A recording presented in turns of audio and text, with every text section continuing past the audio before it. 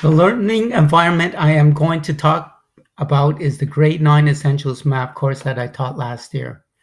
I will be teaching the same course again this year.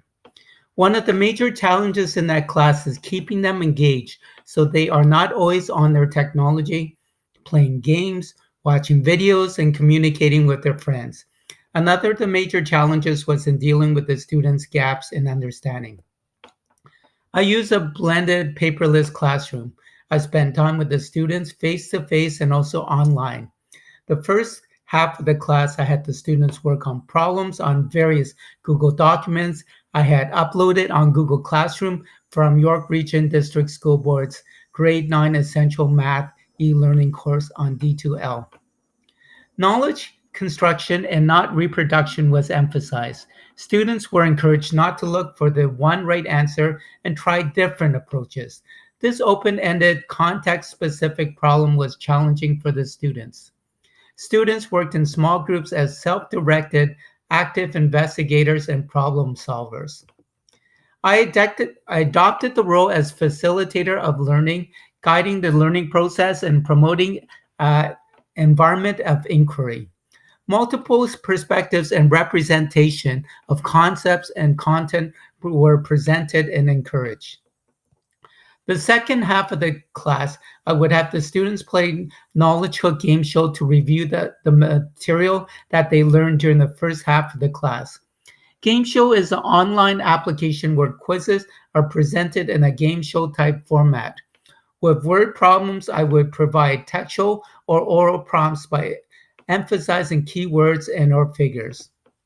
Goals and objectives were derived by a negotiation with the student and myself. Activities, opportunities, tools, and environments were provided to encourage metacognition, self-analysis, regulation, reflection, and awareness. Students were advised to provide feedback on another student's post on Google Classroom. An evaluation was given for each unit, and a rubric was provided for all the culminating activities in the final ISU. What went right? I had the students play game show to review and practice the concepts that they learned from the first half of the class. 70% of learning is from experience and practice. 20% of learning is through other people. 10% of learning is formal. We forget 50% in an hour if we don't practice. The students were more on task when they were playing game show, where every student completed the questions, unlike the first half of the class where they worked on the online questions. Adaptive characteristics enable learners to generate flow. The learner is fully immersed in the game and does not rely on metacognitively induced strategies of self-regulation to remain on task. When the students had difficulties with questions, I provided them with prompts. I would emphasize keywords and numbers. Players typically stop playing games because they become bored of easy tasks or tasks that are excessively difficult that it frustrates them. The challenge for the game is to maintain a flow state, creating a sense of winning and challenge. The prompts help create this flow stage where the students would not stop playing or just guess at the answers. The students usually completed all the questions playing the games because there was peer pressure involved. Playing a game together actually builds up bonds and trust and cooperation.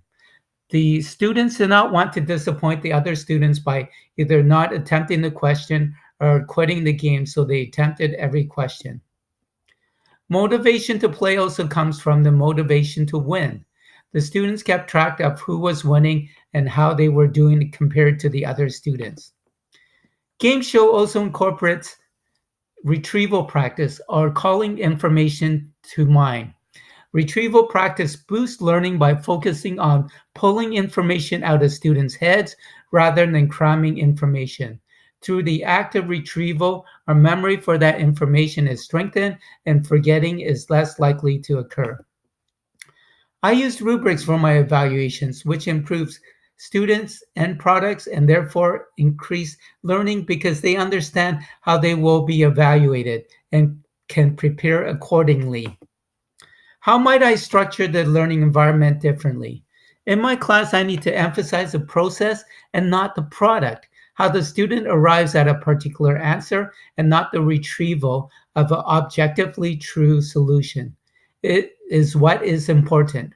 With gamification, the emphasis is on getting the right answer. When a student was working on the knowledge hook missions questions I assigned him, he would keep guessing until he got the right answer in order to collect badges and move up the leaderboard.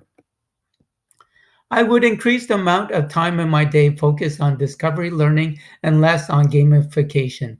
With this type of approach, students may be more likely to remember concepts and knowledge discovered on their own, in contrast to a transmissionist model.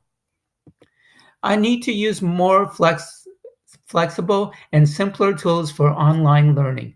This would involve integrating from mobile and social media tools to give more power to student content creation and management so they can develop the skill of knowledge management among other skills. This collage of tools would be assembled according to the type of learning that will best enable students to learn skills as well as to access and reproduce content. Thanks for listening to my presentation. I will now answer any questions you may have.